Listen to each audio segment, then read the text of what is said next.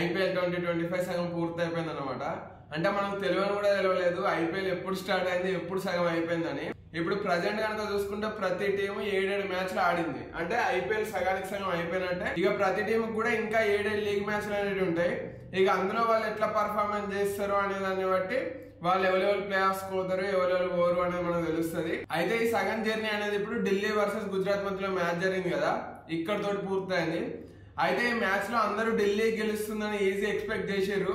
కాకపోతే గుజరాత్ ప్లేట్ తిప్పినట్టు పల్టా తిప్పేసింది అనమాట. వాళ్ళు గెలిచి మ్యాచ్ అది కూడా సింపుల్ అయినా గెలిచిరు, కానీ ఎండింగ్ మూమెంట్ కి వచ్చేసరికి ఒక రకమైన టెన్షన్ అనేది పెట్టారు. అయితే మనం ఫస్ట్ ఢిల్లీ బ్యాటింగ్ కనుక చూసుకుంటే ఢిల్లీ 203 స్కోర్ అనేది చేసింది అనమాట. కాకపోతే ఒక్కసారి మీరు ఢిల్లీ స్కోర్ బోర్డ్ కనుక ఓపెన్ చేసి చూస్తే అసలు వీళ్ళు 203 ఎట్లా కొట్టిర్రు, ఇందులో 203 ఎవరు కొట్టిర్రు అన్న ఉద్దేశంలో మనకు థాట్ వస్తుంది. ఎందుకంటే ఎప్పుడైనా ఒక టీం 200 దాటిందంటే ఎవరో ఒక బ్యాట్స్మెన్ ఈజీగా 70-80 రన్నులు, ఇంకొకరు ఒక హాఫ్ సెంచరీ లేదంటే 40-50 రన్నులు ఇట్లా మనం ఇట్లా ఎక్స్పెక్ట్ చేస్తూ ఉంటాం కదా, టీంలో 2 బ్యాటర్లు ఖచ్చితంగా కొడతారు అని. కాకపోతే ఈ రోజు ఢిల్లీ స్కోర్ బోర్డ్ కనుక చూస్తే ఏ ఒక్కరు కూడా 40 రన్స్ అనేవి కొట్టలేదు. 40 రన్స్ ఇవ్వలు కొట్టలేదు. 39 హైయెస్ట్ ఈ రోజు ఢిల్లీ బ్యాటర్లల్లా.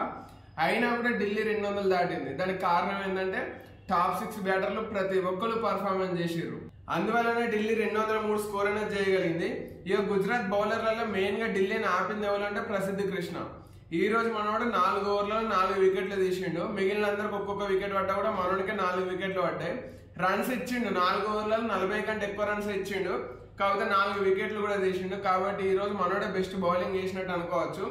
ఇక ఆ తర్వాత 204 అంటే పెద్ద టార్గెట్ తోటి మొదలు పెట్టినప్పుడు వాళ్ళు ఒక మంచి స్టార్ట్ అనేది ఎక్స్పెక్ట్ చేస్తారు. కానీ గుజరాత్ అనుకున్నట్టు మంచి స్టార్ట్ అనేది మాత్రం దొరకలేదు. దానికి కారణం వాళ్ళ కెప్టెన్ శుభ్మన్ గిల్. మనోడు తొందర అవుట్ అయ్యిండు, జస్ట్ 8 రన్స్ కొట్టి అవుట్ అయ్యిండు. కాకపోతే వాళ్ళ మిస్టర్ కన్సిస్టెన్సీ బ్యాటర్ ఉన్నాడు కదా సాయి సుదర్శన్, అట్నే జోస్ బట్లర్, వీళ్ళిద్దరు కలిసి గుజరాత్ కు ఒక మంచి స్టార్ట్ అనేది ఇచ్చారు అనమాట. ఒక వికెట్ పడ్డ తర్వాత వాళ్ళ కెప్టెన్ అవుట్ అయిన తర్వాత కూడా వీళ్ళిద్దరు కలిసి పార్ట్నర్షిప్ అనేది బిల్డ్ చేసారు. సాయి సుదర్శన్ 30+ రన్స్ అనేవి కొట్టి అవుట్ అయింది అనమాట. ఇక ఆ తర్వాత జాస్ బట్లర్ అట్నే రూథర్ఫర్డ్ వీళ్ళిద్దరు కలిసి గుజరాత్ ని విన్నింగ్ లైన్ దాకా తీసుకుపోయారు. ఆ లైన్ క్రాస్ చేయించలేకపోయారు ఈ జోడీ. కాకపోతే విన్నింగ్ లైన్ దాకా తీసుకుపోయారు. ఒక పక్క జాస్ బట్లర్ హిట్టింగ్ మీద హిట్టింగ్ చేస్తా ఉంటే రూథర్ఫర్డ్ తన హిట్టింగ్ పేరు కదా, ఈ రోజు అంతగానో మేము హిట్టింగ్ ఏం చేయలేదు. మనోడు 40+ రన్స్ అనేవి కొట్టిండు అనమాట. కాకపోతే తక్కువ స్ట్రైక్ రేట్ తోటి కొట్టిండు. అయినా కూడా బట్లర్ హిట్టింగ్ చేస్తా ఉన్నాడు కాబట్టి మనోడి పైన పెద్ద ప్రెజర్ అనేది పడలేదు. అయితే వీళ్ళిద్దరు కలిసి ఢిల్లీని ఆల్మోస్ట్ విన్ దాకా తీసుకుపోయారు. లాస్ట్ 2 ఓవర్లలో 20 కంటే తక్కువ రన్స్ కావాలి అనుకున్నప్పుడు రూథర్ఫర్డ్ అవుట్ అయ్యిండు. రూథర్ఫర్డ్ అవుట్ అయిన తర్వాత అందరికి ఒక టెన్షన్ అనేది పట్టుకున్నది. ఎందుకంటే ఇక లాస్ట్ ఓవర్ స్టార్క్ వేయాలి. ఆ లాస్ట్ ఓవర్ లో స్టార్క్ 10 రన్నులు డిఫెండ్ చేయాలి. ఎందుకంటే మనోడు ఇంతకుముందు మ్యాచ్ లో చేసిండు కూడా 9 రన్నుల్ని డిఫెండ్ చేయాలనుకున్నప్పుడు రాజస్థాన్ పైన 8 రన్నులు ఇచ్చిండు. మ్యాచ్ డ్రా అయింది. ఆ తర్వాత సూపర్ ఓవర్ లో మంచిగా బౌలింగ్ చేసి 12 రన్స్ ఇచ్చి వాళ్ళ టీం గెలవడంలో కీ రోల్ పోషించాడు అనమాట లాస్ట్ మ్యాచ్ లో. అయితే ఇక్కడ ఇంకో రన్ ఎక్కువనే ఉన్నది. లాస్ట్ మ్యాచ్ లో 9 రన్స్ డిఫెండ్ చేయాల్సి వస్తే లాస్ట్ ఓవర్ లో ఈ మ్యాచ్ లో లాస్ట్ ఓవర్ లో 10 రన్స్ డిఫెండ్ చేయాలి. అందులోనూ క్రీజ్ లో కొత్త బ్యాటర్ ఉన్నాడు రాహుల్ తెవాటియా. అందువల్లనే గుజరాత్ కొంచెం టెన్షన్ అనేది పడ్డది. దానికి తోడు ఇంకో టెన్షన్ ఏంటంటే ఈ టైం కు జోస్ బట్లర్ 97 రన్స్ పైన ఉన్నాడు అనమాట. 97.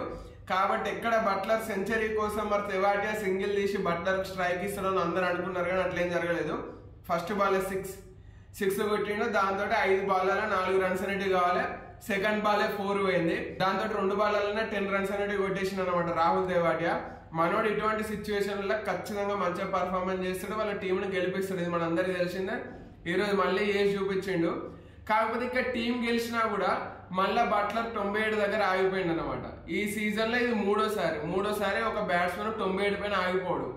ఫస్ట్ శ్రేయస్ అయ్యర్ ఆగిపోయిండు, అది కూడా ఇదే గుజరాత్ పైన. ఆ తర్వాత క్వింటన్ డికాక్ ఆగిపోయింది అనమాట రాజస్థాన్ రాయల్స్ పైన 97 పైన నాట్అవుట్.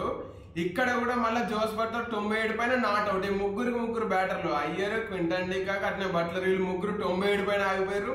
ముగ్గురు నాట్అవుట్. అదే మరి ఈ సీజన్ అయిపోయే వరకు ఇంకెంత మంది బ్యాటర్లు 97 దగ్గరికి వచ్చి నాట్అవుట్ గా ఆగిపోతారో చూడాలి. అయితే 3 మ్యాచ్లలో కూడా ఈ 97 కొట్టిన బ్యాటర్ల టీంలు అనేవి విన్ అయినాయి.